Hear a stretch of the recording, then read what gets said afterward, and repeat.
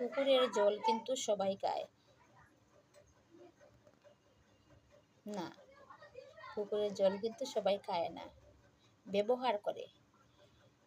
ঠিক একইভাবে বিবাহিত মহিলাদের কিন্তু সবাই ভালোবাসে কিন্তু সম্মান করে না। কেউ যদি বলে ওঠে বিবাহিত মহিলাদের যে তুমি খুব সুন্দর, তোমাকে ভালো লাগে, তাহলেই সেই বিবাহিত মহিলা সেই লোকটার পিছনে ঘুরঘুর করতে থাকে।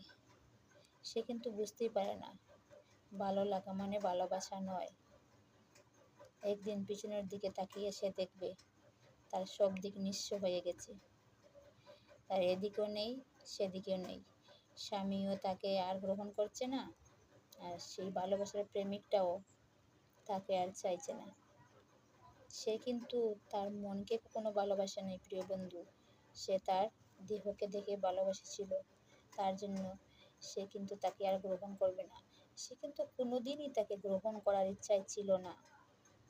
হ্যাঁ প্রিয় বন্ধু, তার দেহটাকেই চেয়েছিল।